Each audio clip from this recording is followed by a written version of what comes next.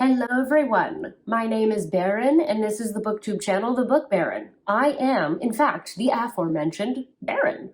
So I'm a wee bit sick today. I apologize for my very nasally voice. I did try and make up for it by putting on too much blush and bronzer. Who do I think I am? Perhaps Candy Muse from season 8 of All Stars?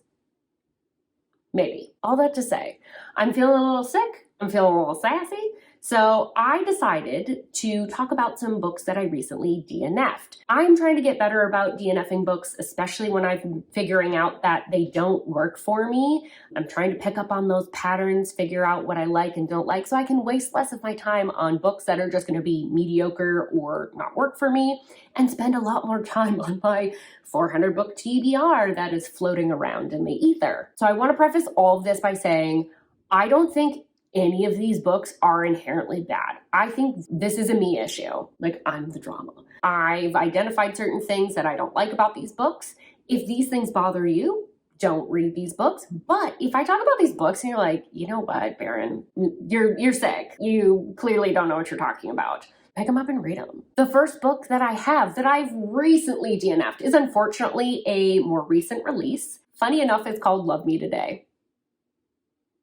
I'm so sorry that I didn't. And that's by A.L. Jackson. So we've got our main gal, Paisley. She is the sunshine for this book. She recently moved back to her small town to, in part, kind of take care of her grandfather, and also because she just went through kind of a wicked breakup. So she just got a new job as a result of this move as well, and she is going to be the horse riding instructor for a young gal. So in her haste to get to her job on time, she ends up backing into the vehicle of another person in a parking lot. And that person is Caleb, who is going to be her boss. Yes, you are correct. They end up kind of coming to blows because Caleb, of course, is our grumpy portion of this grumpy sunshine. And he likes to be in control, likes things to be on time. And so he's just like, who is this chaotic woman coming into my world? He's a single dad. He just moved into this small town. He's got some cousins that live there, which is why he's there. But he also has a dark and mysterious past that we're dealing with, and we get flashbacks of, so you get a little flavor of what's going on with him. We've got Grumpy Sunshine, we've got Small Town, and we've got some darker, I don't want to say mafia elements because that's not what it is, but there are some darker elements to Caleb's past. I picked this up initially because it kind of gives the vibe of Elsie Silver, where the small town isn't quirky. We've got strong side relationships with other people in the town, and there's some horse elements, but then it feels like Sophie Lark kind of came in and was like, what if I just zhuzhed this main male character? I actually really liked most of this book, up until I kind of got to the second half, and that's when I DNF'd. It was really unfortunate for me. So what wasn't working for me? One, we have a child involved. I don't mind children in my novels. I like single parent romances, but what didn't work for me was that this child was written like a tiny adult at certain points. So some of the dialogue would go some little girl would come up and be like, do you want to play with me? And she'd be like, oh, I'd love to, fantastic. Instead of just saying yeah, and then running away. That was kind of throwing me out. And then the other thing that kept happening, and it was one of those things that it's if it had happened once or twice, it probably would have been fine, but it felt like it kept happening over and over and over again. There would be these little touching moments between either the hero or the heroine and the young daughter. Then they would bond over that. And it just started to feel one note because it kept happening in the same sort of order, and they'd have this touching moment, and Paisley would be teary-eyed and in awe of this young girl, or whatever her thing was. So that part just really wasn't working for me. I'm a little sensitive to repetition like that. I want to see the relationship, instead of go through the same sorts of motions, move forward in some regard as we're moving through the novel. Even if occasionally it does take steps back, it needs to have some sort of progression forward, and I just wasn't really feeling that. So I DNF'd. On to our next book. I don't have the hero and heroine's names written down for this one, so I'm sorry about that. But Liar by Fiona Cole. Got our main gal, our heroine. She's in college. She's feeling a little flat with her life at the moment, though. She had an encounter with an older gentleman just a few years back at a spicy club and had a little spicy time with him. But she hasn't seen him since. It was kind of a one-time thing. She's moved on, but now since has kind of been like, oh, what is life? We have our hero who is actually her uncle's best friend and the guy that she had the spicy time with. They end up running into each other at her parents' dinner table, just kind of through happenstance, and that's how she discovers this man's identity. He's in town opening a new hotel, and our main gal becomes his intern. So what do we got? We've got sort of taboo, we've got age gap, we've got a spicy club going on. So if you like those elements, I think that you'll probably like this book. What didn't work for me was that I just felt like I had already read this sort of book before. I recently read Wanting Mr. Kane by Shannara Williams, and then I had also just read Praise by Sarah Kate, and both of those I thought were just okay. Especially after I started getting into like some of the spicy times. I think there's a way to use the spicy elements to progress a relationship forward. But in this case, the spice seems to be like the only plot. They didn't really feel like they even had a relationship outside of being like really physically attracted to one another. For those reasons, it just didn't really work for me. This next one made me sad. I enjoyed the rest of this series. In fact, I have Help Me Remember, which is the first book in this series. The book I DNF'd was Keep This Promise by Corinne Michaels. This one is also romantic suspense. We've got our two main characters who had like a drunken hookup in Vegas years ago. And as a result, Sophie, our heroine, became pregnant. She's from a hoity-toity, very like posh family over in London.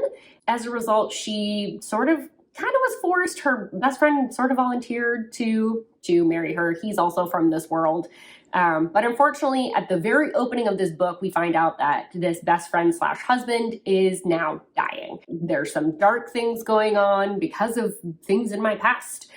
Use these resources to escape them.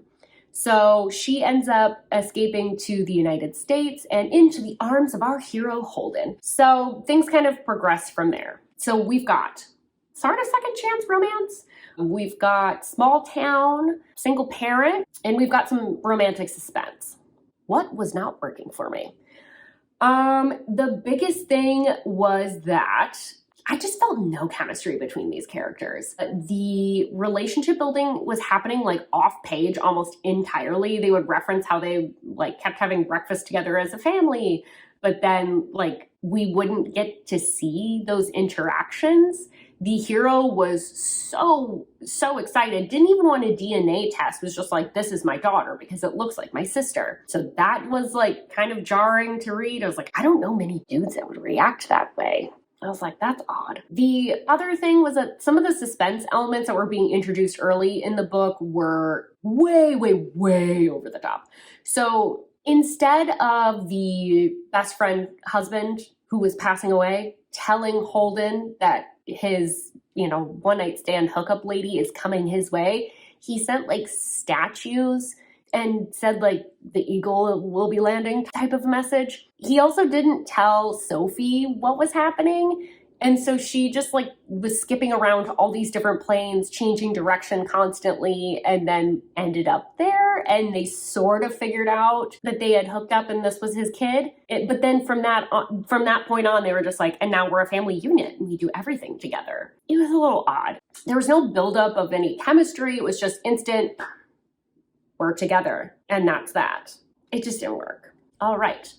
Our next one is Beneath the Stars by Emily McIntyre. So, what's going on here? The book opens with Alina and Chase. Alina is Chase's neighbor. Chase is also the older brother to Alina's best friend. So it opens when they're around like 11 years old, I think, or at least Alina is. And it shows the building of their relationship through the years. Chase doesn't want to be with her. I mean, it's his younger sister's best friend, but also he kind of thinks he's like not good enough for her. Meanwhile, Alina just really wants to get together with Chase. I'm going to kind of keep it there. So it's a little bit more small town. It's new adult. and it's second chance romance from what I understand. I didn't get to the second chance portion because what wasn't working for me was that the characters were written like they were in middle school and high school. And I, as a mature woman, I wanted to leave middle school in middle school. Yes, they were written accurately, but oof, I did not want to read the melodrama that is middle school relationships. I wasn't really into that. The other dynamic that was kind of going on that I didn't get far into, but I could tell was going to become a more prominent aspect of the book. Some darker elements were being introduced with the best friend and that relationship and that dynamic. And I just didn't care enough about the best friend for those things to be introduced. And I'm just not really interested in reading those specific darker things. If you're curious what I'm talking about, just like leave a comment and I'll let you know, or DM me. That's what wasn't really working for me in this book. All right, we've got 2 left. So this other one is also a recent-ish release, and it is One Look by Lena Hendricks. So what do we have going on here? We have Wyatt. He is a former NFL player and single dad. He is moving back to a small town. I think he's going to coach football in the area, and he is attending the funeral of a town sort of recluse, quirky guy. He notices at this funeral that there is a woman, she's crying really loud, and he's like, I don't recognize her. This is really weird. And also she's kind of doing some like odd things in general at the funeral. So that's our main gal, Lark. And Lark is a professional crier at funerals, which is actually a real thing, by the way. So she does this gig, kind of makes a little bit of a mess of things, but she decides that she's going to stick around. She doesn't really know what's next for her, and so she stays in this small town, and hijinks ensue from there. So we've got small town, we've kind of got some rom-com action going on, and we've got single dad. So those are kind of the elements that we're working with here. What wasn't working for me?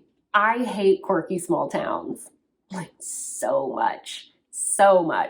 This town had a feud where it was like this family versus this family.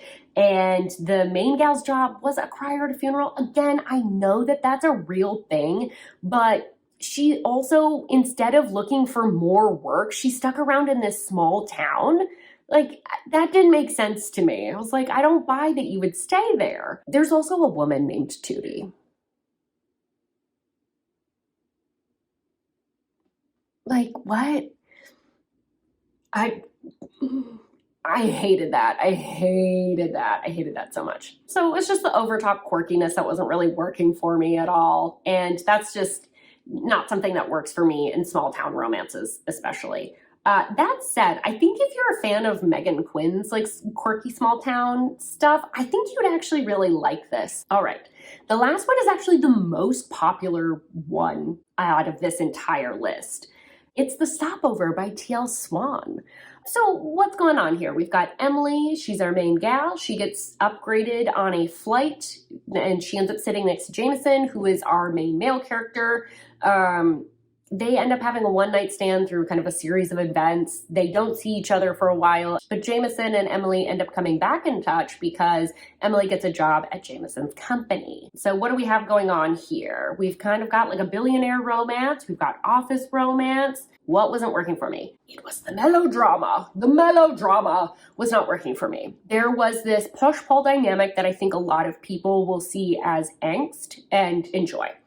For me, it read as over-the-top melodrama, it read as miscommunication, and it just was this seesaw back and forth of the same thing happening over and over and over again. We have our heroine who's like, I'm so strong, and I am independent, and I don't want a relationship with this man. And then they would like sleep together, and then some miscommunication would arise. They would end up fighting. They wouldn't talk with each other about it. Then they'd end up doing the do again. It was happening over and over and over and over again. And I was just not interested in continuing on that particular ride. I think a lot of people read that push-pull as angst. So if this dynamic and this plot sounds interesting to you, definitely check it out. It's a very popular book, so I was a little sad when I didn't like it. I wanted to be on the hype train for it. Those are the recent books that I have DNF'd. So what I would like from you, Like this video if you liked it. Comment below and let me know if you've DNF'd anything recently. I'm curious. Let me know why too. Did you like any of the books that I DNF'd? Also, why do you like them? Because I want a differing opinion on some of these because I know that I'm the problem with some of them. And with that, thank you so much for being here. I hope you stick around. Bye.